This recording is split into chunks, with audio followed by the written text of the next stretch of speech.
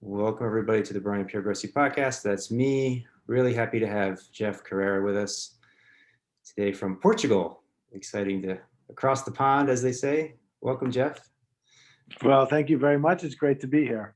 Yeah, I'm really excited to have you on. And I was saying I find it easier if people can just sort of introduce themselves lately and just share who they are and however they want to introduce themselves to the audience. Yeah, so go ahead and tell us who you are.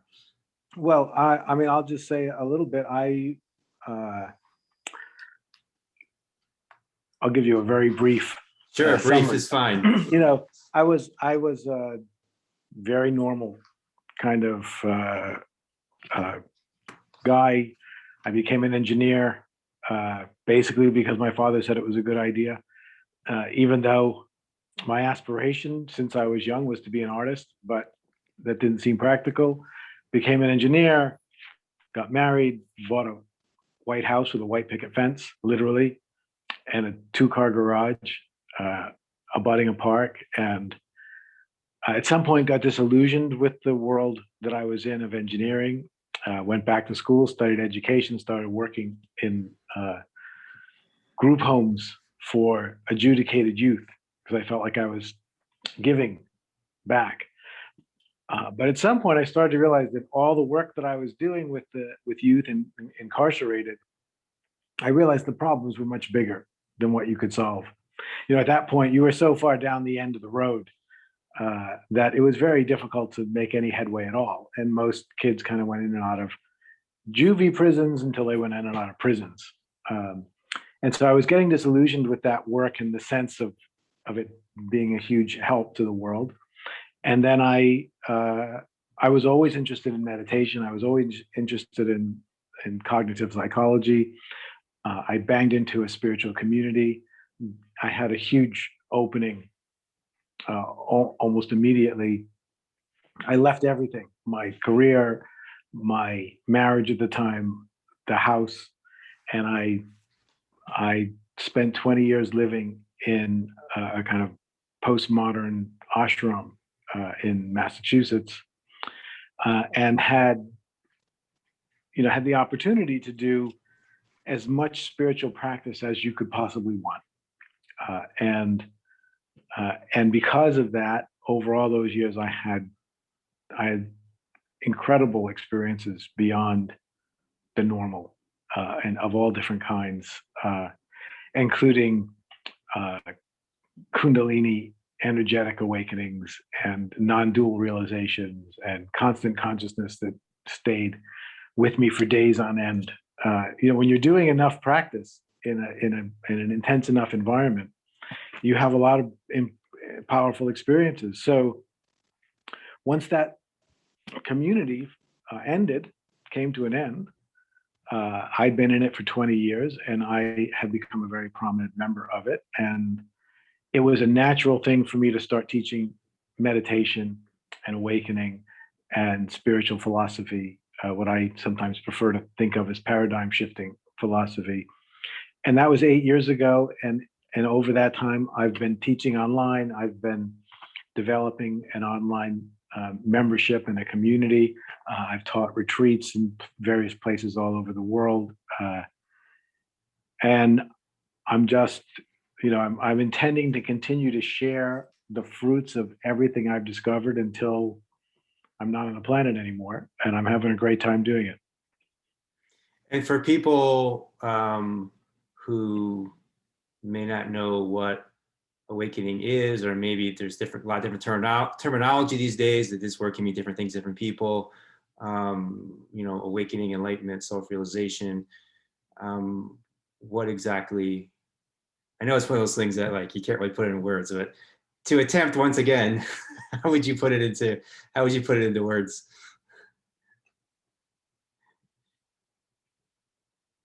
Oh, I think you went mute. Jeff. I'm not mute anymore. There we go. Yeah. Okay. I would say awakening is initiated when someone realizes there's more. I think it's a very simple recognition. You've been enculturated into a certain idea about what it means to be a person, what it means to be a good person, what it means to be fulfilled, what it means to be happy, what it means to be successful. Is all of what it means to be. And at some point, you realize, oh my God, there's got to be more than this, And that experience can come in one of two flavors. It either comes through sort of the via negativa, you might say, which means it comes through some kind of tragedy, and lots of people have experienced that. People like Eckhart Tolle, who ended up kind of at the rock bottom, and then had a realization of more. And it can come in the more via positiva way, which is one just has an experience of more. They didn't go to the bottom, but they were blessed with an experience that then they thought, well, if that's true, then everything else is not really it. So that's the beginning. And then one pursues the path, one gets excited, one starts to do practice. And I think eventually what we come to realize is that, at least the way that I look at it, is that who we really are, the source of our consciousness, the part of me that's now looking at you, is not Jeff. It's not an entity entirely limited to this physical body, although this is a very real part of who I am. But that consciousness is coming from the universe itself, or from reality itself. This is the consciousness that everything in the universe is animated by the same life force. And ultimately, when you go deep inside, you realize that you are that, as they say in the great Eastern traditions, that you are a reflection of the animating force of the universe in action in this embodied form. And if that realization is deep enough, then one feels completely compelled to live as that. And I would say enlightenment is the ongoing process of living more and more and more as that, as that universal consciousness that we are. And that changes everything about how you want to live, about what's possible. And so in a nutshell, that's how I would define it. And how does that change everything? How have you found that changes everything for yourself or other people that you're of or aware of? Sure. Well, I mean, I guess it's such a miracle, that realization. Because it's one thing to have an understanding that you are that.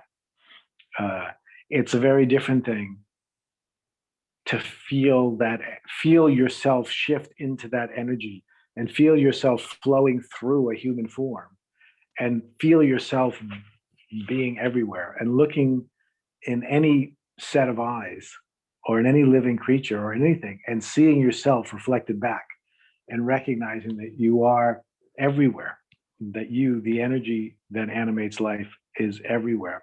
So it's such a powerful realization, and it leads to all kinds of secondary, realizations, like awakening of energies, and it can be very different for different people. But all of these things are so far out of any box you ever had culturally. It's just so far beyond anything anyone ever explained to you was possible. And even if you've been reading the spiritual literature and you've understood it all, the actual experience of it is still so far out of the box of anything that anyone ever said about it. Or if you become someone like me who's talking about it all the time, anything I've ever said about it is so far from the actuality of it that when that happens, really all you see is we are one, this is one. And if that's the case, life can be so different than it is, especially human life. Human life is so mired in isolation and separation and fear and self-protection and competition and consumerism. All of those things, which are a natural outcome to not recognizing that you and I are one. That there's no actual competition here. that if you thrive, I thrive, literally, because you are me. And so you just go, this I don't know what I need to do, but somehow I need to be a light for this. I need to shed light on this in the world. I think that's a good way to understand what the whole idea of enlightenment would be, is those people who wake up powerfully. What they want to do is shed a light on what's possible for all of us. Because there's nothing special about it. It's literally the most common thing there is, because it's common to every living and non-living entity in the universe. So that's energetically how it changes, is your life becomes devoted to this. And then how exactly that's going to manifest will be very different for different people. Some people like me decide they want to teach meditation and write books, but that's not the only way it should manifest. It's not the best way it should manifest. I was a teacher before I had experiences like that. So it's sort of natural that I would pick up that thread, on the other side. Mhm. But, there's lots of examples of people who are bringing, I call people who are wanting to illuminate the world in this way artists of possibility. So they're all people who are bringing new possibilities to light. And I work with people who are artists in the visual art sense, and they're taking their vision and putting it on canvas, or putting it in dance, or putting it in music. I work with people who are entrepreneurs, and they're taking their vision and their sense of what's possible, and they're putting it into a business venture that's very different. I work with people who are in the medical profession, or the holistic health profession, who are wanting to bring in what they see as possible into the world. So it can manifest in many different ways. But in some form or another, representing that in the world becomes primary to a person. Yeah, it feels like uh, the true essence of love is what comes through with this Mm-hmm. awakening, and the true essence of freedom. And I feel like there's so many people, there's so much talk about freedom these days. There's so much talk about love and caring people these days. And what you're pointing at is the awakening of that true essence of this absolute true love and absolute true freedom. And related to that is it there, I think there's this perception that spiritual people are kind of like they're somehow distancing themselves from the world. They're not making a real positive, engagement in the world in some way, which is a question, inquiry I'm interested in. But it feels like this is what actually makes the greatest change in the world, that people don't often realize that. I think that's often true, and there is a stereotyped image of kind of totally detached. The navel gazer. Yes, navel gazer. And I'm not saying that there isn't good reason for that. But the fact is, I've met a number of people that I would consider to be awakened or enlightened to some degree, and none of them were navel gazers. These were people who were founding hospitals, starting orphanages, making funds. They had hundreds of various organizational activities that they were running. These were not people who were sitting around doing nothing. These were people who cared so much and were able to inspire an enormous amount of care in the people around them, so that they could end up getting, there's very few motivating forces that I know of, like enlightenment, like love. Like you said, it's love. It's the highest, biggest form of love. Is an incredibly powerful motivator. Now, hate is a powerful motivator. Fear is a powerful motivator. Greed is a powerful. There are other powerful motivators. Mm-hmm. But I've never, the people that I've seen who have been the most lit up by love are the most powerful people I've seen. I've never seen someone whose power of greed could match the power of love at its highest level. So my belief is that in the end, love is the most powerful force in the universe. Well, let's explore the motivation part, because that's really interesting. So I think if I look at my progression in my life and other people's progressions that I've seen as well, there's initially there's this motivation that comes from ego. Like, I want more money, maybe I want more women, or I want more, whatever it is. I want more material things. I want more status. I want all these things I want. And there's a lot of motivation, you really want to, and there's this idea that if you get to this other place, I think this is kind of what you're describing in your journey. If you get to this other place, you're going to be happier. Right. You're going to get to this some other thing, and it's all going to be okay. And then it never really works out that way. So you keep trying to go to the next thing and the next thing. And then there's this realization, this awakening experience that happens, and you go into the space. And then there's this space that it's hard to put into words, but there's this kind of realization that nothing really needs to be done. Everything's perfect. Everything is. Mhm. And I've been in that space sometimes where there's not really any motivation, which feels, it's not unhappy. But this somehow it feels like it's incomplete, like it's not really fully what it's all about. And then there's a space where there is this inspiration that kicks in, which is what you're talking about, which is it's not from ego now. It's from almost like a higher source, right? It's like Right. this higher level of inspiration. I'd love if you could just talk about that, if you've seen that in people and that kind of spot in people. Sure. I mean, I see it in myself. Yeah. And I have come to believe that this universal process is perfect. So, which means that if I'm feeling called to not do anything, I assume there's a reason for that. I don't assume that the universe made a mistake and they forgot that I was here. I assume that something needs to happen that can only happen in silence, or that can only happen through non-doing. And so far, every time I've had a period of much less activity, which seems to happen occasionally, it's followed by another spike of inspiration. So I don't know, maybe there's going to be one time where I end up in a heap in front of a television and never move. But so far, these have been fairly brief periods, punctuating mostly activity in my case.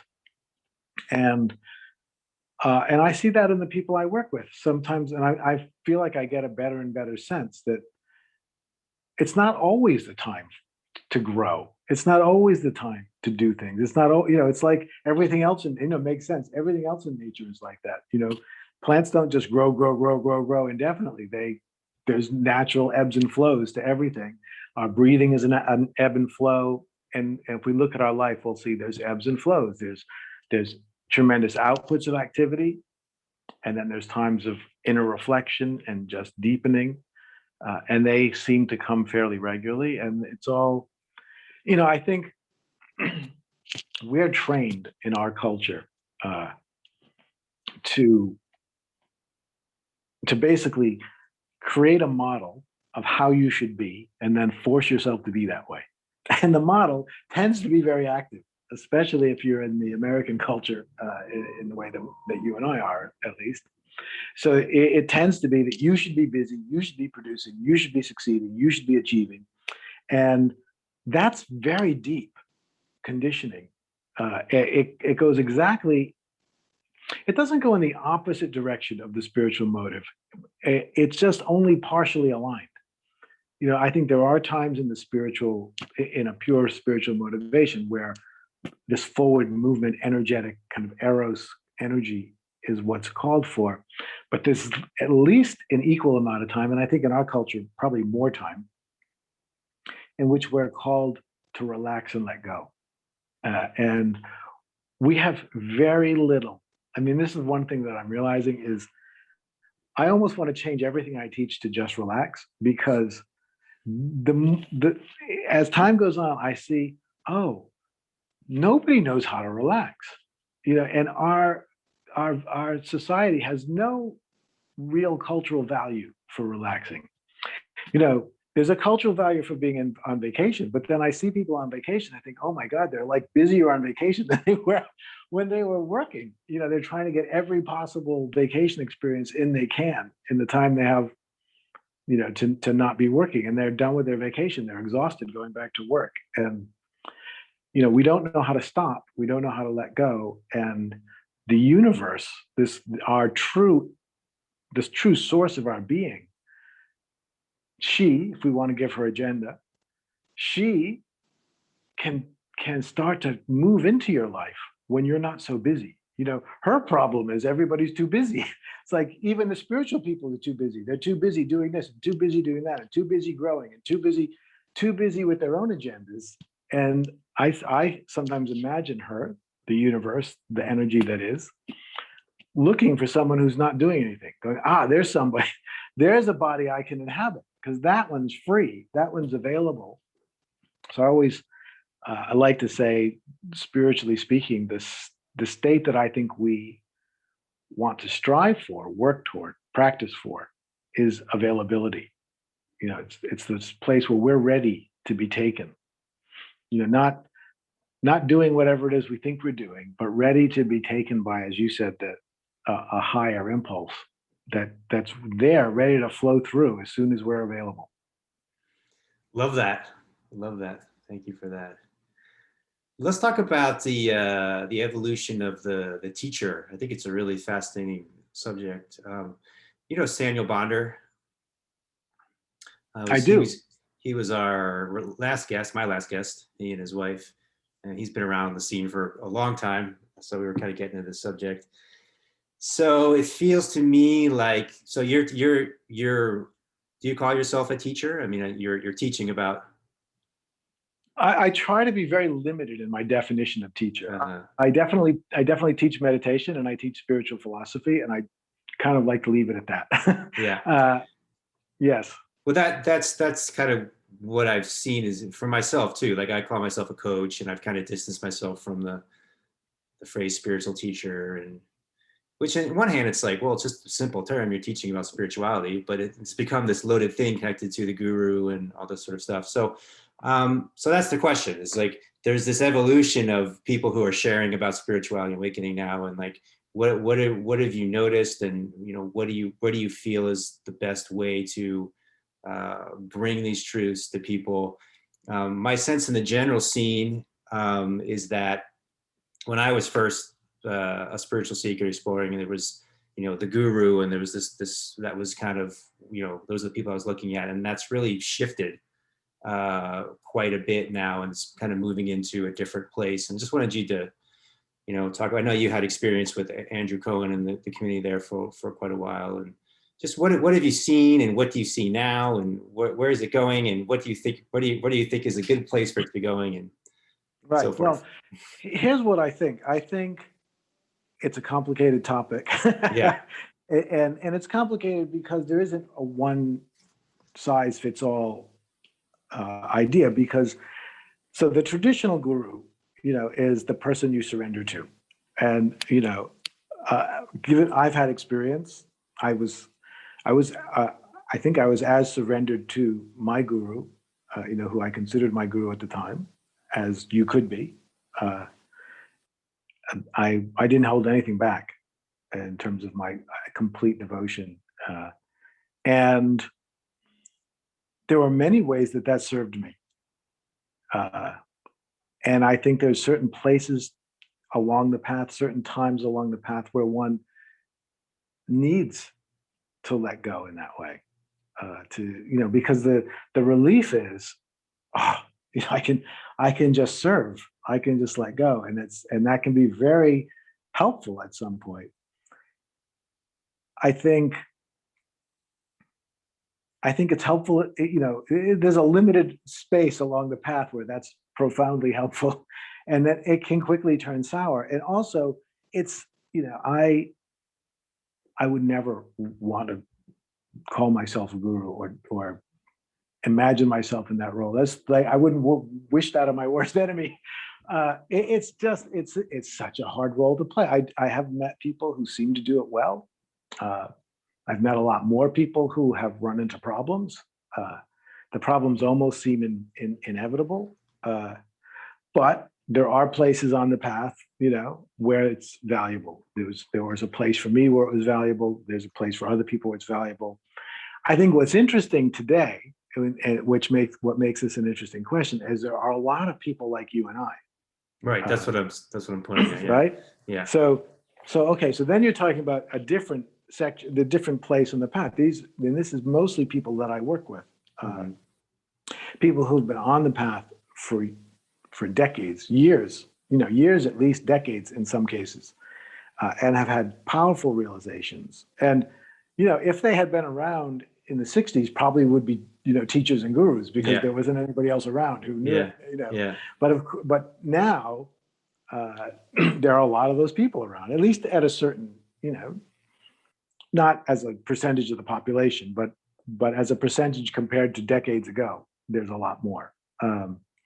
And so what I'm interested in is how, because what do I bring to the picture? I have my realizations, I have my teachings, and they're actually pretty good. I'm a pretty good teacher, and I think what I have to share is pretty amazing for the right people, not for everybody. It doesn't resonate with everybody, and I want to teach to the people that it's right for. And I feel like they're coming to me, they're hitting me at that moment where I'm what they need, and that's when the magic happens. Teaching's a two-way street. It's when what I have to give meets what a person actually needs, and then it explodes. And that's the only place I want to teach. So, but what else I bring is years, decades of experience, and in my case, a certain amount of convening power. I've met a lot of people, and I've garnered a lot of goodwill over the years, and so the thing that I think I'm most excited about is the membership program that I run, because I feel like in that, which are the people who are most kind of devoted to working together and most devoted to working to me, but in that context, interestingly enough, is where I want to promote other people to teach. I had this phenomenal experience literally a month ago, where someone who is new to that membership was taking a course by one of the other members, so not me. And they wrote to me because, clearly I'm the person who's convening this space, and told me how much she was appreciating being part of the community and everything she was learning. And she mentioned this other teacher by name, said I've been taking their course because they do a weekly course as in the membership, and I can see they're going to be a very important teacher to me. And I thought, ooh, that's really cool, because the other people in this community are beginning to be recognized as teachers in their own right, and I'm wanting that becomes. Now, look, that's not what everybody wants. It's not everybody's destiny. I don't put any pressure on people to teach. It's a great thing to do if you're into it. I'm into it. You're into it, but it's not everybody's bag, which is fine. But what I love is creating the space that allows other people's gifts to shine, that allows them to step into that role in an environment that's being, somewhat supported to be as healthy and as nurturing for everybody, both the people teaching and the students. And so what I'm interested in is a kind of a co-learning community when we're talking about learning as awakening and enlightenment, and that really thrills me. And I think there's a certain edge, like I was saying, people like you and I, right? We've had the teachers, we've done the thing, we've all kinds of stuff. And now there's something different that wants to happen in community together, in some kind of networked, integrated series of relationships, so that then the aggregate of all the experiences that people have learned from can start to inform the whole. And that's very exciting to me. Yeah. So I think one thing that I see that's happening is the kind of the, the humanization of the teacher, which I think is a great thing.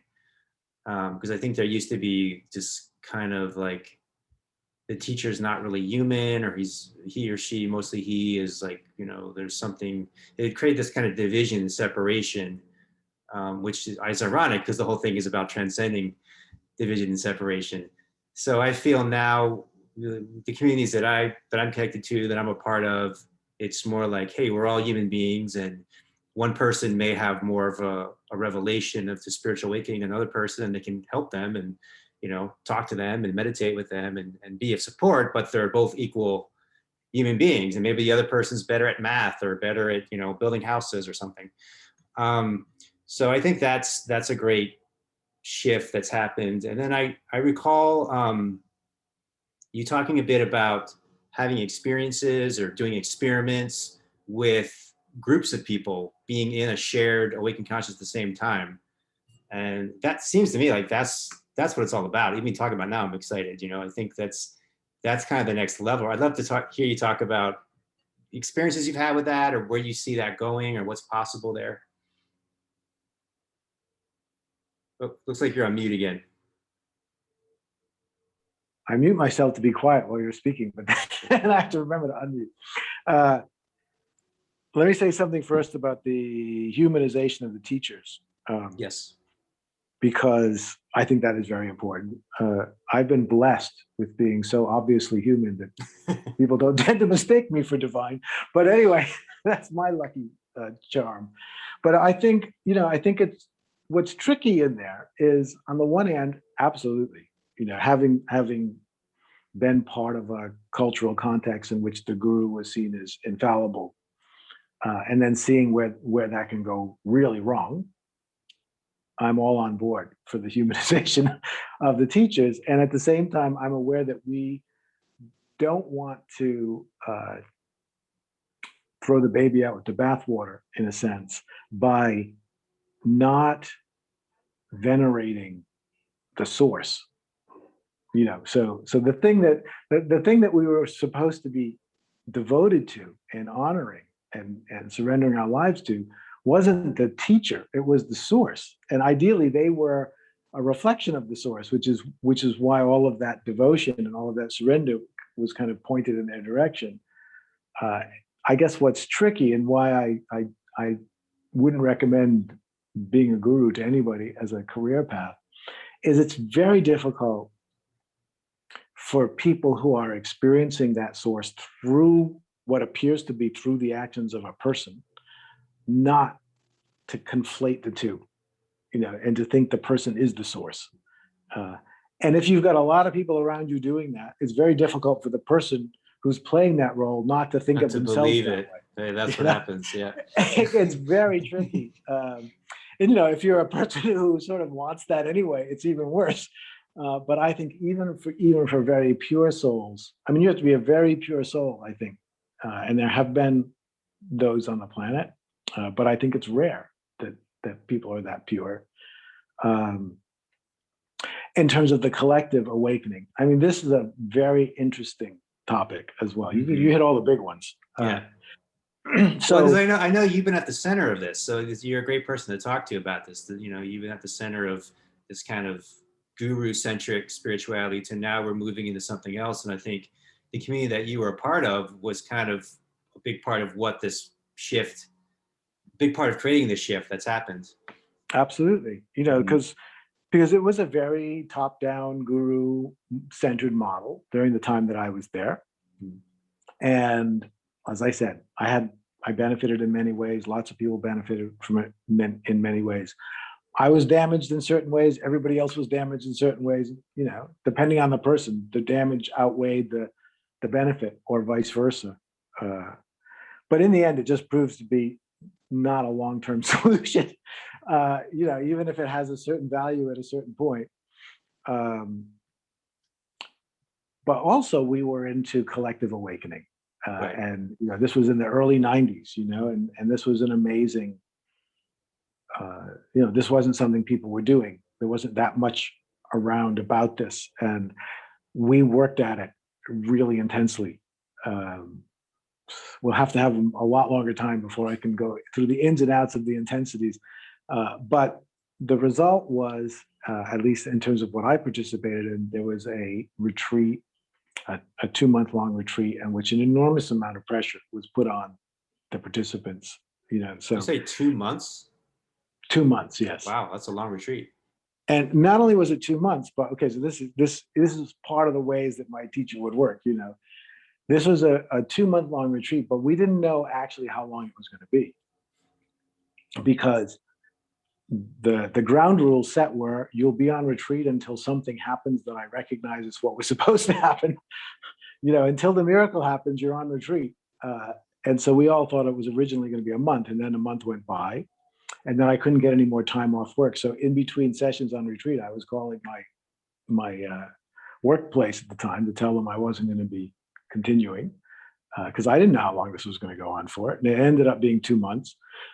The point is, when you put that much pressure in a situation, so like for instance, I was giving up a pretty good career, then I was going to have to deal with the karma of that later.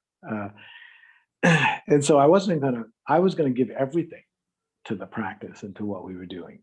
That at least for me, that's how the pressure manifested. Is I just wasn't going to give myself a second to relax. I was going to do that practice with all my heart.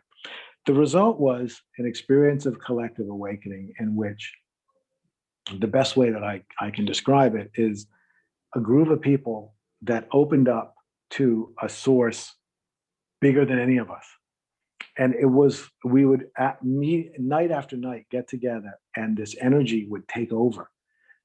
And what it felt like was that something was talking through you, that suddenly you'd feel an energy that wanted to express itself, and it would bubble up through your mouth as words that you didn't know what they were going to be until they started coming out of your mouth. And then they would come out, and then you'd see someone else, and something would be coming out of them in response. And you could see that it was one energy that was speaking through every voice, and it was using the experience in the room to guide some kind of a inquiry together. So it was saying, okay, now I need to hear from you because you've got this experience, and now I need to hear from that person because they got that. And something seemed to be orchestrating the perfect verbal dance between the participants. And all I was doing was letting go and just letting myself be overcome by this energy. And I can say I've had a lot of spiritual experience. I had a lot of spiritual experiences on that retreat. Many of them were life-changing, and in some ways it was the culmination of all of them. But if I had to pick one, it would be this one. That this experience, which lasted for about a good solid month of that 2-month retreat, and then lingered for months afterwards, which also, I would say that changed my life more dramatically than any other single experience, because I realized that what was possible was that we could allow ourselves to be inhabited by a higher source, and that higher source would work through all of us in ways that were miraculous and couldn't possibly be attained by isolated individuals trying to work together. Yeah, that's powerful. I mean, to me, it's like the answer to our problems. I mean, if we could imagine if our Congress talked to each other that way, or different, the president, the prime minister here and here talk to each other, got in this kind of space together, it'd be a whole different planet that we're living on. How do we facilitate a space like this? I mean, I was thinking like that's actually not, in a way, that's the intention of this podcast, because my idea was like, let's just come together with brilliant people and just be present and not have this scripted thing of, but just really see what is alive. And like, I love how you said, like, it kind of speaks through me when it's here, Mm-hmm. like that's my intention for my conversations with everybody. Of course, it's not often that way. But how do we facilitate that space for conversation to come from that place together? Well, it's really good because I've worked, because after that experience, I started teaching, uh, flying all over the world, leading groups, and there were a bunch of us that were doing that from What this was that community. called at the time? It was called Enlightened Communication, Okay. and the groups were incredibly powerful. I mean, the facilitators that were working toward it, of which I was one, we were actually good at facilitating a variation. May not be quite as powerful as if you were on retreat for 2 months, but it was powerful. It was enough that people were lit up by it. But after a few years, what you saw was people were more interested in the experience of it than in the implications of it or the potential of it. So we would do these once a week in some places, and people would want to come back every week to have another hit of this collective awakening. But you realize that something wasn't clicking in terms of what this really means about who we are and how we should be. I just want to say, I think this is a major problem of the spiritual path in general, right? This kind of getting addicted to the spiritual experience and wanting to try to, have this experience, and you kind of lose the sense of the path to the realization of who you really are. And then absolutely, yeah. So it's Trungpa Rinpoche, the Buddhist teacher from a few decades ago. He called it spiritual materialism. Basically, it's any way in which we want to get something out of this. We want to get an experience, or we want to get an insight, or we want to get knowledge, or we want to get a better life. It's a materialistic relationship to something that ultimately doesn't give you those things. So yes, this is a problem on the spiritual path in general. I often say, people don't, for instance, because freedom is a big metaphor that I use, spiritual freedom, I speak about. And I say, well, most people don't actually want to be free. They just want to feel free. And so, and when they feel free, generally, when we feel free, we are free. But I always say, well, that's easy. Anybody can be free when they feel free. It's a lot harder to be free when you feel totally bound up and constricted. But if you can only be free when you feel free, then you're totally not free. But it's very hard for people to get what that would mean. Well, what do you mean? And the other thing is, people don't want to be free. They want to see themselves free. They want to know that they're free. They want to get some kind of insight about their freedom. So yes, in general, it's an issue. And then I found in the collective work, it's the same problem. And then I taught in other contexts collective work, but I started to get, I got disillusioned with teaching it where the experience of coming together was the focus, because that seemed to me to be very ripe for making the whole thing about an experience.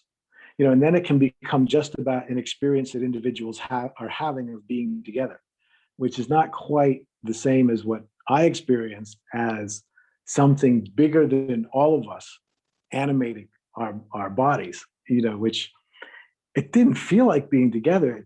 It felt like not being there at all. Almost, it felt like I get it. It felt like being used. And so, at least the direction that I've gone in my work in terms of this community and now fostering people's, I just feel like I want to create a context for community for people to be a part of. I want to empower people and nurture and create as empowering, as nurturing, as supportive, as safe, as healthy an environment as is possible to allow people to blossom into their highest realization. And my belief is that that collective awakening sense will be a natural outcome of having the right kind of environment with the right kind of people all being empowered and supported. And we can I'm thinking it will be more effective to go into the collective experience kind of back through the back way, Yeah. and emphasizing everyone's kind of individual flowering, putting that more in the forefront, and then letting the flowers come together in the garden and see what the garden ends up looking like in the end. Beautiful. You have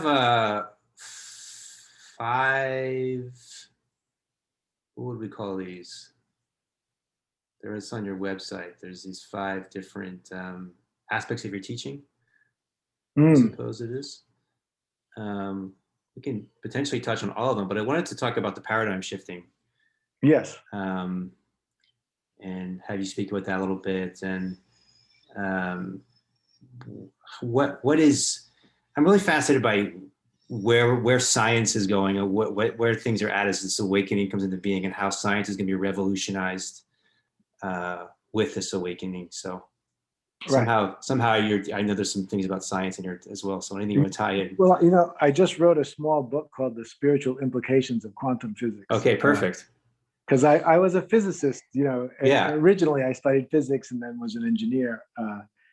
And really one of my early spiritual experiences, although I didn't have that terminology at the time, was reading Thomas Kuhn's book, Yes. Structures of I haven't read that, but you have that listed here. That's the first sentence. That just blew my mind.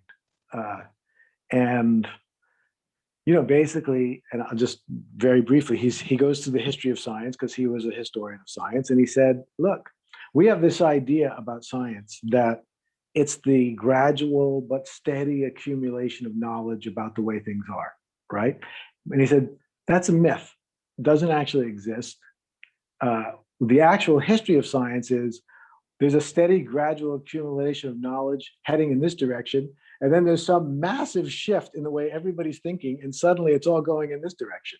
And he said, if you look at the science of, for instance, the Middle Ages, it has nothing to do with the science that came next. It's not like there was a progression of one to the other. It's just something different happened. The fundamental assumptions about what's real changed, and so the nature of science changed. I love a scientist named Ernst Mach. He was the one who came, the idea of like planes that go Mach 1, Mach 2, that comes from him. So he was a big physicist, I think late 1800s. And in Vienna, they decided they wanted to make a physicist the chair of philosophy, because science was the best, so they wanted philosophy to be this philosophy of science. But he had a very radical view that I find fascinating. He thought that scientists should never try to speculate about the reality of what's behind their measurements and their experiments. In other words, so for instance, at that time, there was a big debate about the atom. And he was saying, look, nobody's ever seen an atom. There's no way to know an atom exists. We shouldn't even speculate that there are such things. All we actually know is that we're getting these results. We should use those results for the betterment of humanity, without needing to speculate, to make metaphysical speculations about what the reality must be beneath those. And his reasoning for that was interesting. He said, to the extent that we do that, what we end up doing is wedding ourselves to ideas about reality, which will inevitably prove not to be true. And then there'll be a whole generation of scientists that are so wedded to a model of reality underneath science that they won't be able to accept the next revolution in science. And scientists will have to, and Max Planck said this a little later, revolutions in science happen when all the old scientists die off so that all the new scientists can go in a different direction. And I guess that's, in terms of paradigm shifting, we are so deeply, our experience of reality is so deeply shaped by underlying, largely unconscious assumptions about the way things are, that as you start, and this is the part of philosophy I love, as you start to uncover and question some of your most fundamental assumptions about the way reality is and how it works, you realize that you actually don't know how reality works. You don't actually know all you know is what your experience is. And then you have a lot of theories, which is kind of like science. You have a lot of theories about the way things are. And some of those theories, everybody you ever meet believes in them. So that's the ones we say, okay, those are real, until it's not, until something happens and clearly that's not possible. And that's why quantum physics is such a great example, because there were experimental results back in the 19 teens and 1920s that have been duplicated hundreds, if not thousands of times. Nobody doubts the result, but they point to a completely different reality than the one that we walk around with, that we live with.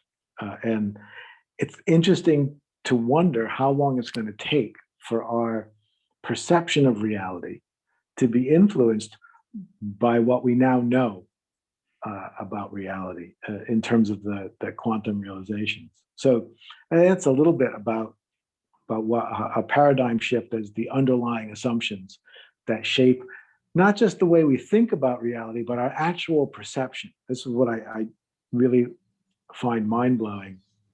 We think we perceive reality the way reality is, but we don't. We perceive reality the way we've been conditioned to perceive it. And then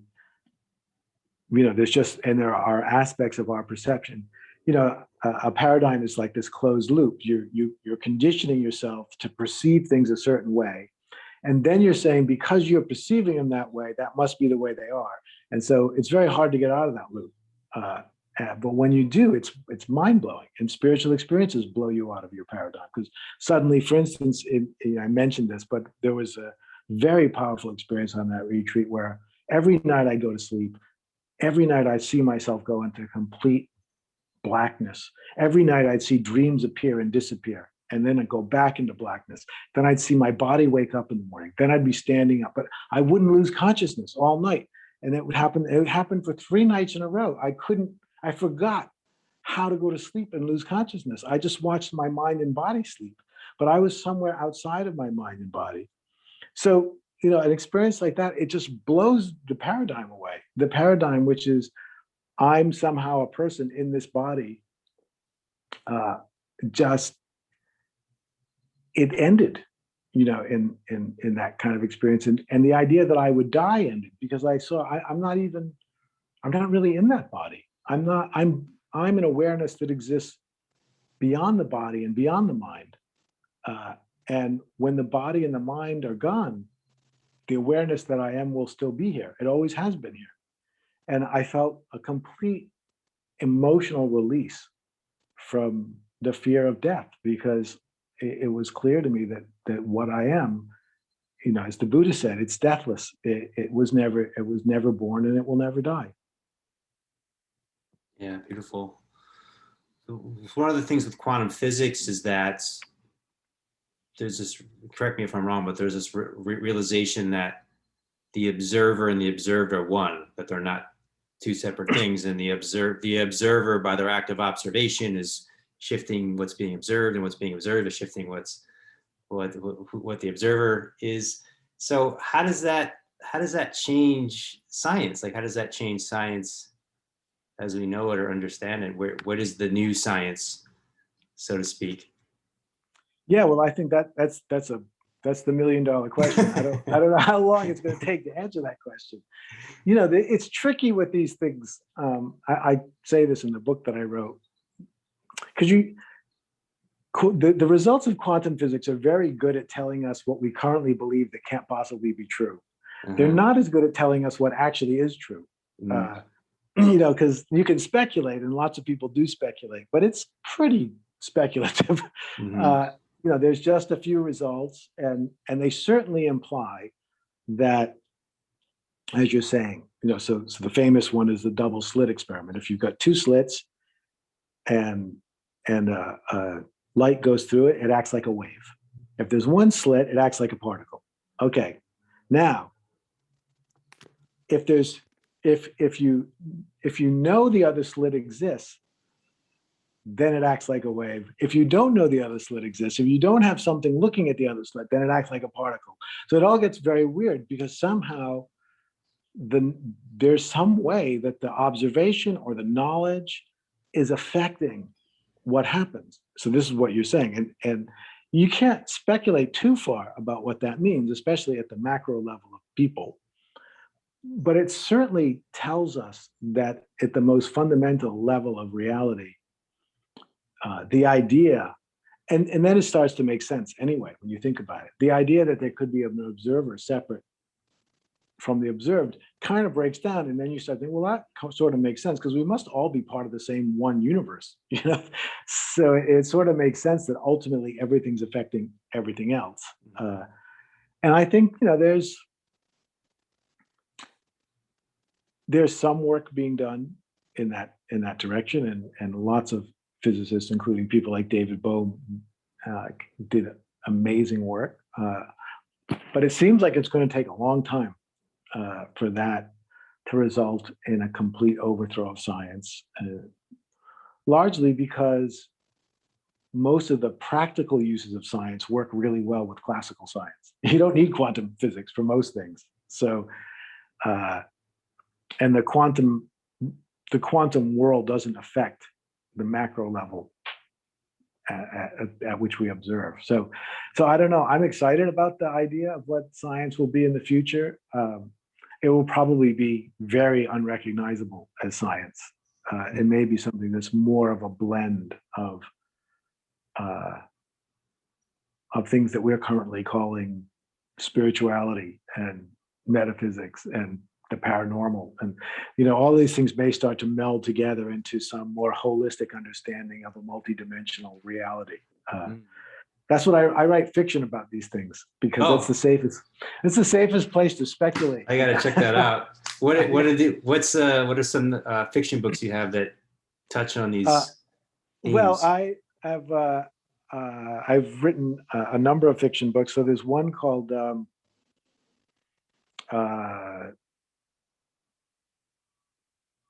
Transdimensional Awakening, and Transdimensional Crossing was the first one. The second one I'm just about to release, Transdimensional Awakening, and that's very much about the fact that we live in a multi-dimensional reality, that we're trained to see reality as in kind of the three dimensions that we've seen, but actually there's this constant influx of other dimensions.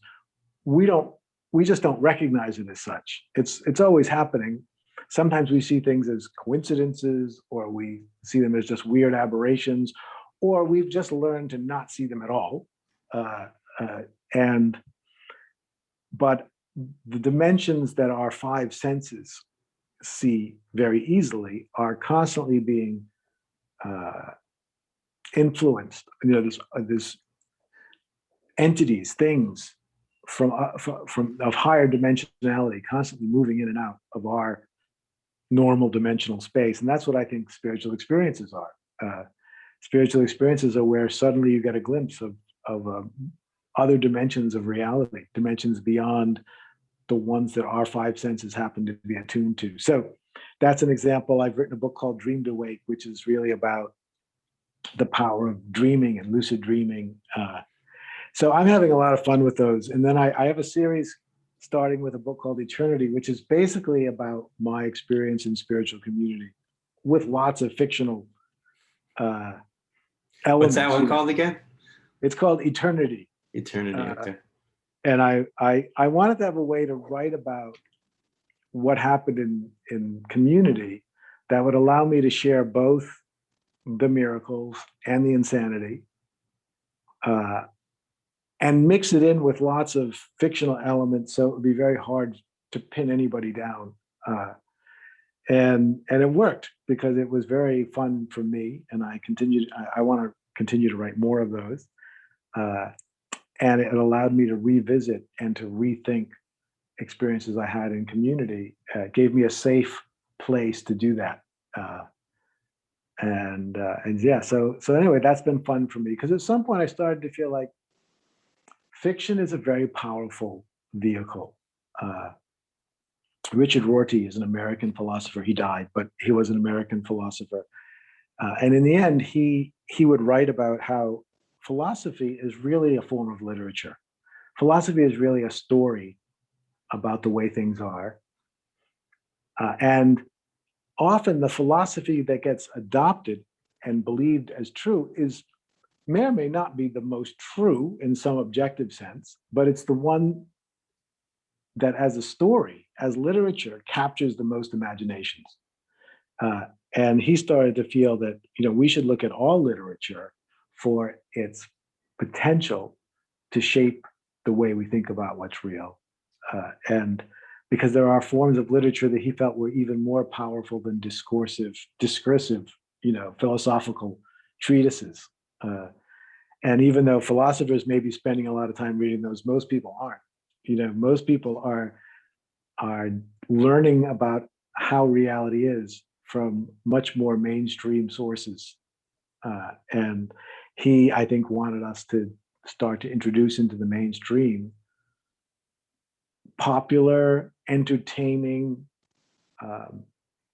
sources of literature that would really have a profound message. So I was inspired by that to start writing fiction, essentially.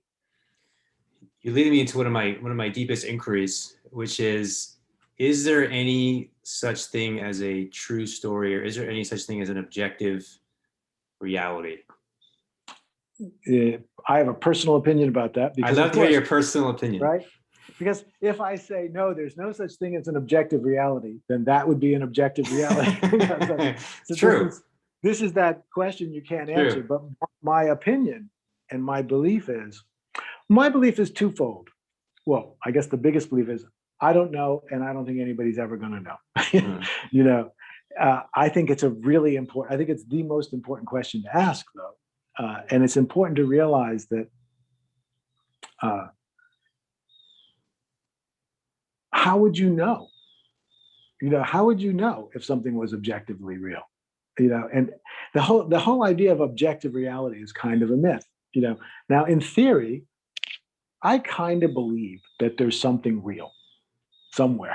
I don't know what it is, but I kind of believe there's something. I also believe that I'll never know what it is. Or probably I'll never know. And even if I did know, I wouldn't know how to know that I knew. It's very complicated. What I think, I'm a pragmatist by heart. So pragmatism was an American philosophy, which essentially Richard Rorty is loosely in that category. But the basic idea is rather than judge the validity of an idea by how well it corresponds with some idea we have of reality, because this is the big postmodern realization, which is we always thought that there was an objective reality, which meant we could have ideas, which we call facts, which are a direct reflection of reality somewhere. And then we realized, but even our ideas about reality are themselves ideas. So we're taking one set of ideas, reflecting them to another set of ideas, calling these ideas reality, and therefore these are facts. But we don't know what's objective, or if there's anything objective. So in pragmatism, the idea basically was, rather than trying to find the validity of an idea by connecting it to something that we see as real, we should look at ideas and judge their validity based on some criteria about the goodness that idea brings to life. And when Richard Rorty wrote about this, he talked about solidarity. That what would be an interesting experiment, if you could do this. If you had one world where the idea of truth was an idea that facts related to something that was absolutely true. And then, of course, you can see the problems we ran into with that. You have people of this religion have this idea about what's absolutely true, and people of that religion have that idea. They both feel perfectly justified to destroy the other one because they're so insanely wrong about what's true. He said, what if we got rid of that system and instead we implanted a philosophy where what everybody was looking, what everyone called the truth meant it's the idea that brings the most people together in the most harmonious way. And what if you could run that experiment for 2,000 years? What kind of planet would that definition of truth result in? And I find that fascinating. And then, if you're an objectivist, you'll say, yeah, but how do you know that's true? And of course, then you could always ask, well, how do you know the other is true? And then you go back and forth. But it's a great question. I've thought about it, an enormous amount. I've been captivated by the question of objective reality and the fact that I have a strong suspicion it doesn't really exist. Well, let me see if I can tackle the question, and let me Please know do. what you think. Let me get your perceptions on it.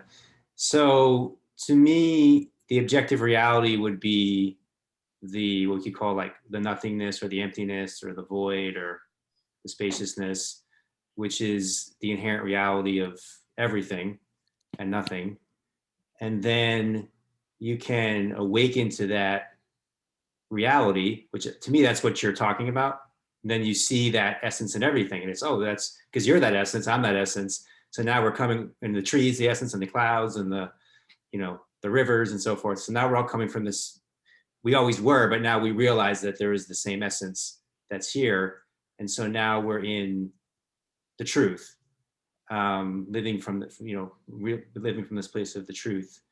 However, to me, then whatever story we make about that, or whatever theories, or whatever, then it's not objective reality. Now we're it's my particular angle or my particular vantage point on that. So it's kind of like as soon as you bring words into it, essentially, or as soon as you bring ideas, or as soon as you bring the world of duality into it, you're bringing it's not objective anymore. But then there's truth in the sense of like, I'm telling you something where I'm not trying to deceive you, or I'm not trying to, there's that. It's coming from a place of purity inside. So it's kind of like, it's honest, it's authentic, but it's still just my particular vantage point. It's not, everyone doesn't see it the same way as I do necessarily. Right. Yeah. That would be that's where I'm at with looking at it.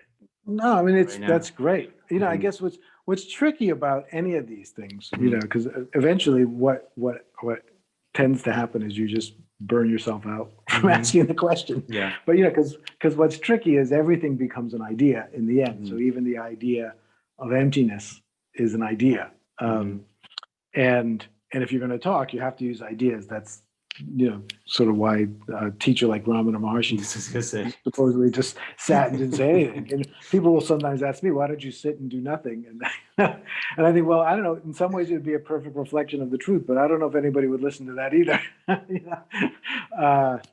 But yeah, it's tricky. And in some ways, what you're describing is what the German philosopher Immanuel Kant said, that the real reality is something he called the noumena. And the noumena is the unknowable, undifferentiatable, who knows whatness underneath. And then everything else is phenomena. And phenomena are always going to be subject to certain rules and laws, and will never be a perfect reflection of the noumena underneath, which is always unknowable and undifferentiated. My experience tells me that's true, right? Because my experience of just being blown out of knowing anything, the only thing that you're left with or come back with is knowing that was the truest thing there is. But what exactly does that mean? Who knows? Because you said before we get on today that you're really interested in awakening as it's lived in the world. Right. Right. So awakening as you can live it, if you just somehow manage to stay in a blown out state forever, is one thing. But as soon as you want to interact, by the very nature of interaction, you're stepping into, like you said, distinctions and ways of understanding. And even if they're ways of understanding that which you experienced in the pristine emptiness, there's still ways of understanding that. Yep. And so it makes your head boggle, it's, I don't know that it's a problem. It's just kind of seems to be the nature of it. Yeah, well, it's like that's kind of the paradox was so kind of fun and funny about this whole path is you start off all about wanting to know, wanting to accumulate some kind of knowledge, and then at the end it's about not knowing, about being blown up into knowing nothing, Right. and kind of living from that not knowing, right? Right. So it's kind of like that when you talk about that collective awakening. It sounds like you all were in this space where it's like just what's the word? There's you don't know anything, and yet something's coming through, and then it disappears, and it's coming through, and there's a thought, and then there's no thought. Like that's to me, that's the awakened conscious. So there's still this kind of relative truth that comes Yes. through, but it's not the absolute truth, but it's coming from the absolute truth. So I think what comes from this, one thing we could say comes from this is just a lot of humility. Yes. And Absolutely. I don't mean humility of like, people think of that word sometimes as like, oh, I'm less than everyone else, or I don't mean that. I just mean this kind of open, just real openness, like you said, like availability to the moment. Definitely. Absolutely. And not knowing, actually knowing that you don't know. Mm-hmm. And so, and what's interesting is we all know a lot, and especially, our culture tends to train us to be knowers. So we know a lot.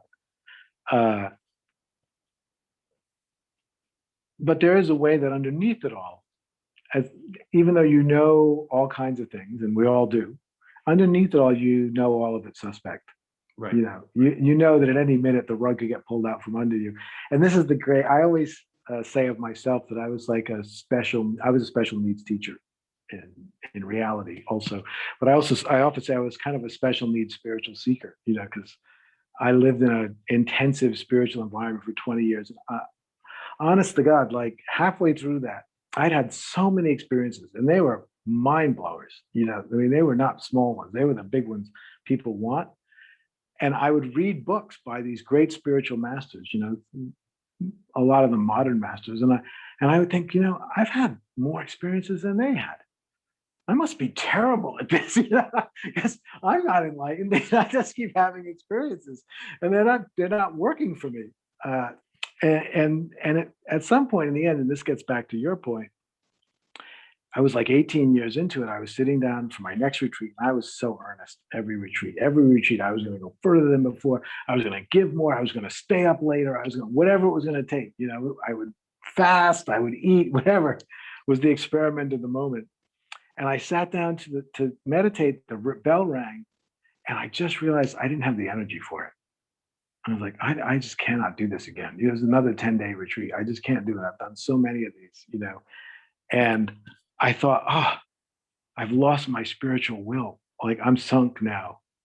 And then I realized, no, that's not what happened. I just don't need any more experiences. I'm finally done needing something to happen in order to be okay. I don't need to meditate my heart out in order to generate an experience, in order to prove something to myself, because I know. And I felt so much freedom. Right then, this is what freedom is. Freedom is, I don't need to know to know. Like I already know, and so I don't need any proof. And that retreat, from that point on, I realized after 18 years of living in a spiritual community, that was, in a sense, the first time I had really meditated, because I just sat and I just didn't care at all what happened. I didn't try to do anything. I wasn't trying to make anything happen. If my mind was busy fretting on a problem, that was equally fine to if I was, hearing angelic choruses in my head, because it was all irrelevant. The only thing that mattered was being, and that was all I wanted, was to be free.